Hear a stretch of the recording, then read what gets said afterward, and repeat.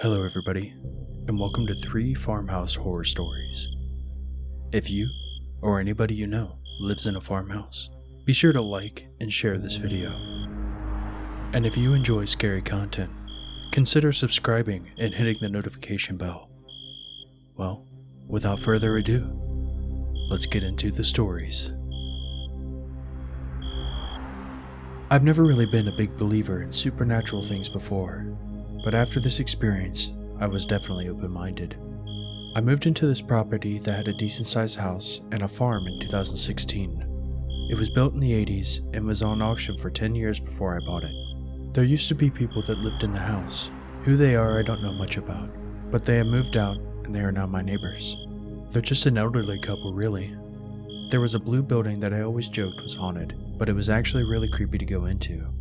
There was also a piece of land beside us which nobody owned, but my dogs would always go to chase squirrels. Behind my house there was a creek and a forest that separated my house from my neighborhood. It was always mostly empty, with snakes, birds, etc. Fast forward to about last December, I bought my brother a spirit box and an EMF reader for ghost hunting. About 2 months ago, my brother brought one of his friends over to hang out. We decided to go outside and ghost hunt at night. So we stood out in the driveway, where there was a big light that looked somewhat like a street light. We asked the ghost, "What is your name?" No response. Then we asked, "How did you die?" It said, "Skull injury," in a distorted, raspy voice. We didn't actually expect it to respond, so we were freaked out, and the EMF reader went to level 4. Finally, we told it, "We come here in peace, okay?" The ghost responded, "Get out of the light." The EMF reader went to level 5. I had taken a look to the right, in the land that I said nobody owned, and I saw a glimpse of a creature, smiling, and it had a big indent to the right of its forehead. We all ran inside, got my dogs in, locked the door, and didn't go out until it was morning. I can never look at that land again the same, and I still have nightmares to this day. What makes it worse, but also better, is that the land where I saw it was bought by a company about a month ago to build houses in. I hope that the neighbors never experience what I saw.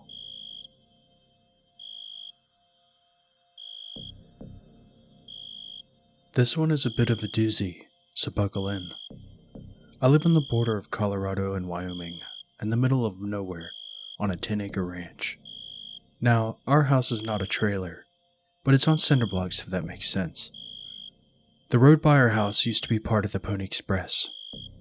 We believe our ranch is on Indian burial ground, and to make things better, a really popular bison ranch not too far from us, called the Terry Bison Ranch, has found teepee rings on their property. Our neighbors who we get hay from, part of their house used to be a part of the old railway station and railway line before the Golden Spike. And the railroad is no longer there anymore. So long story short, our land and the land around us has a lot of history. On to the paranormal stuff. My mother owns some stuff that was my great-grandmother's, and she is dead. This first instance is one my stepdad had a long while ago that started this journey. My stepdad, who basically is my best friend, has diabetes, and he has trouble sleeping. So in the middle of the night, he goes out, grabs a snack, and sits down at the table, eats it, and goes back to bed. Well, one night, he got up, and he saw an old lady walk from our kitchen to our laundry room. The next morning, he told us all about it, and my stepdad is a jokester that likes to get you all worked up, so nobody believed him. Little did we know that night was the start of things that occurred on our ranch that we cannot explain, and we 100% believe it is something paranormal, because all of us had had our experiences. Now, my family wasn't new to the paranormal. We stayed at the old Western Hotel down near Durango, and we heard kids laughing in the hallway in the dead of night, and we opened the door to find nobody was there. We were the only kids in the hotel. Now, I was a baby, so technically the story I'm about to tell you was my first paranormal experience. My first paranormal experience happened outside. See, my stepbrothers like to come over every once in a while, and when they do, we like to play a game called hide and seek in the dark. The game is fairly simple. Me, my 2 stepbrothers, and my sister go outside in the pitch black and play hide and seek. We all get a flashlight. You can go anywhere on the ranch, and if you're tagged, you're it next round. Well, since I am the youngest, I went first. My older brother is prone to hide in the strangest places. One time he even hid in a dumpster. Well, I was walking over towards our barn, and there was an overhang next to the door that leads inside. I saw a black shadow standing there, and I immediately assumed it was my stepbrother. Before I get farther, let's assign everyone a fake name, so we don't get mixed up. My mom is Mom. My stepdad is Zachary. My oldest stepbrother is Tyrese. The younger one is Timberlake. My oldest sister is Trisha, and the younger one is Amanda. I assume this black shadow is Tyrese, so I turn off my flashlight so he doesn't see me. When I begin to approach, the shadow starts to move. You see, if you follow the barn, there is a wooden fence that connects the barn and the chicken coop. So I approach this shadow, and it begins to go down that way towards the chicken coop. So I follow it, and my plan was, when it turned the corner, I was going to jump out and get him. So as soon as the shadow turns the corner, I turned the corner as well, and nobody was there. I was looking everywhere. Under the trailer, inside the chicken coop, around the chicken coop, everywhere, and there was no one. Strange. So I think I must have lost Tyrese. Skip to the part where I find Tyrese, Timberlake, and Amanda. They were on the other side of the ranch altogether. So when I caught them, I asked, "Who was at the overhang by the barn?" They all started laughing. "What's so funny?" Timberlake says, "Are you blind? We were over here the whole game." Mind you, they were on the complete other side of the property. My stomach dropped. I didn't tell them what I saw because I couldn't believe what I saw. A few weeks later, my stepbrothers Tyrese and Timberlake leave. A few nights after they left, Zachary and Trisha are eating dinner. Zachary says, "What's that over by the barn?" We all proceed to stare out the back glass door. We all looked out there, and there was an apparition of a man clear as day that ran into one of the stables with our Jersey cow.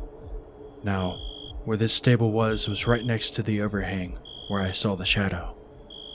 Zachary grabs our double-barrel 12-gauge and heads out to the stable. He looks from the outside of the panels and doesn't see anybody. So he climbs inside of the stable and looks around, and there's still nobody there. He comes back to the house and comes inside, and the first thing he says was, "Y'all thought I was crazy when I seen the old lady in there. Well, now you're all crazy too, 'cause I know you saw that man by the stables." Me and Trisha looked at each other, and I said, "Holy shit, you're not crazy. I saw that, and Trisha saw that. What the fuck is going on?" Remember how I said my stepdad Zachary was like my best friend? Well, that night I saw the shadow. I told him what I saw. So we started connecting the dots after this incident. We had seen the shadow again by the stables a month later. We like to believe that the spirits at our house are friendly. We also think some of the spirits by our house are Native American spirits because of our house being on Indian burial ground, as I said before. Zachary is a heavy machinery mechanic, and on his way home from work, they had found a confirmed Indian burial ground next to the highway. So he decided to sneak in and steal an arrowhead from the burial site. So that doesn't help our case either. Now this is where things start to get really crazy. Trisha was home alone outside and hears inside of the house what she describes as sledgehammers pounding on the cabinet doors. The volume was undescribable, she claims. At this point, we had made the paranormal thing a joke. Like if something fell, we said, "That damn Indian knocking everything down." We kinda just accepted the fact that our house was haunted. Well, Tyrese and Timberlake had come back over again for a few weeks. Well, one night I was in my room playing with model trains when my door opens. Not by a lot, but opens and then shuts. Now I saw feet at the bottom of my door when this happened. So I thought Tyrese had come and peeked his head in my door to come and check on me. I opened my door and said, "Tyrese, what do you need? Or did you need something?" Tyrese is at the sink in the kitchen with Zachary washing dishes. Huh? Do you need something? What are you talking about, OP? I saw you come to my door. What did you need? I've been in here the whole time. What are you talking about? I can usually tell when Tyrese is joking or not, but he wasn't joking. He was dead serious. I explained to them what happened, and they both said that they were in there the whole time, and Timberlake was outside with Trisha. My mother was in her bedroom across the house. I thought that was super weird. Now this is where stuff got super real. The next night, Tyrese is hungry, and he grabs a snack. He sits down at the table, looks up, and across from him at the table was an old lady. It startled him and made him jump out of his chair. The next morning he told us all about the incident, and Zachary proceeds to say, I told you I'm not crazy. Skip to a few days later, and Tyrese is with my mom. They are both looking at an old photo album. Something catches Tyrese's eye. He then tells my mom to stop and to not flip the page. He then proceeds to point at a woman who he has never met or seen before in his entire life. He then began to say, That's the lady that I saw sitting at the table across from me. The lady that he had pointed to was my deceased grandmother. Zachary claims that that was the same woman that he had seen walking from the kitchen to the laundry room. A few months later, I'm in the kitchen, home alone with Amanda, and I was washing dishes, when all of a sudden, I feel not just a tap, but a full-on hand on my shoulder. I swung around, and Amanda was across the kitchen. I asked her, Did you just touch me? She said, No. Well, somebody did. Okay, sure. She didn't believe me. Now, for the past year, everything has seemed to calm down, until about 3 months ago. Zachary said that his cabinet door was always open. He would shut it, get in the shower, get out, and it would be open again. Sometimes one of our dogs would go into that bathroom with that same cabinet. He would always be looking up at the ceiling. Well, while I was home by myself one day, I experienced the same thing Zachary did. I was cleaning and his cabinet door was open. I closed it, came back into the bathroom, and the cabinet door was open again. And it can't just swing open. If you were to open a tiny bit, it would close because of the hinges. It has to be open all the way to stay open. This happened just about a month ago. I was sitting on the couch with my dog, and she is a blue heeler. When she looks at something, you can tell when she is. I was sitting on the couch with her, and suddenly she looks into the hallway that leads into my room. Keep in mind, I always shut my door. That way our dogs won't go in the room and chew everything up. Well, she gets up off the couch, still looking into the hallway while walking towards it, and then stops. Still having her ears perked up, she continues to walk again and turns into my room. My door was wide open, and the light was off, and you couldn't see a thing. Well, I was behind her, and she was staring into my room with her ears perked still, and she cocked her head and began barking violently at nothing. That gave me the chills. Finally, the last incident had happened recently. Zachary had gotten up for his midnight snack. I was up as well, and had a snack with him. We talked for a bit, when all of a sudden we heard footsteps at the front door. They had went into Zachary and Mom's room. Then we didn't hear them anymore, until we heard a low growl come from their room. We both exchanged words about what we had just heard, and agreed that we had heard correctly and heard the same thing. My mother had also claimed that she had heard something at the front door.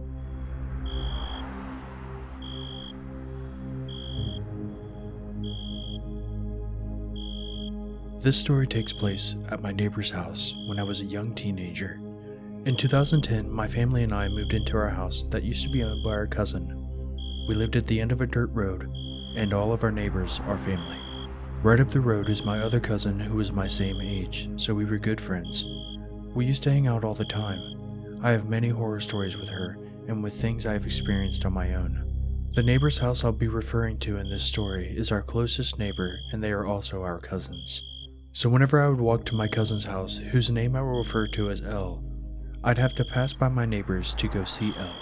One night I was walking home from L's house, and I got to my neighbor's house and stopped dead in my tracks. They had a set of glass doors right up front of their house, but they always had the blinds down. They were never raised. But this time, the blinds were raised. and the lights were on. This was late at night, and no other light in the house was on. The people who lived there is my grandma's cousins and her youngest son, who was about 15 years older than me. But what I saw scared me so intensely, I couldn't move. I saw a young girl with black hair in a white gown, her back to me, and she played the piano. I had never seen her before, and no new cars were in the yard. After standing there outside, watching this girl play the piano, the song played loud enough for me to hear it outside. My heart was racing, and then I quickly ran the rest of the way home, which wasn't very far. The second I got home, I texted Elle, and told her what I had saw, and within minutes we agreed to meet right outside my neighbor's house, so we could see the scary sight. It just took a few minutes for both of us to make it to my neighbor's, and by the time we did, there was no song, no lights, and the blinds were once again pulled all the way down. My cousin and I were even more freaked out, and after some talking we went home. The next day we asked our family if they'd ever seen the girl before, or knew who she was, and they said that there was one girl that fit the description, but she was dead, and she died locked up in a mental institution before we were even born. I wasn't as close to my neighbors as I am now, so a few years went by with that mystery. Only recently as an adult did I ask them about that night, and they had never had a girl there like that. And not only that, the piano hasn't worked in years. They felt just as freaked out as I was when I told them what I saw. They had never had any girl over, and to this day, I have never seen her again. But the memory of that time will never go away. What seemed like an innocent sight of a young girl playing the piano was really something unseemly. After playing her song, she vanished and wasn't seen again. At least, not by me.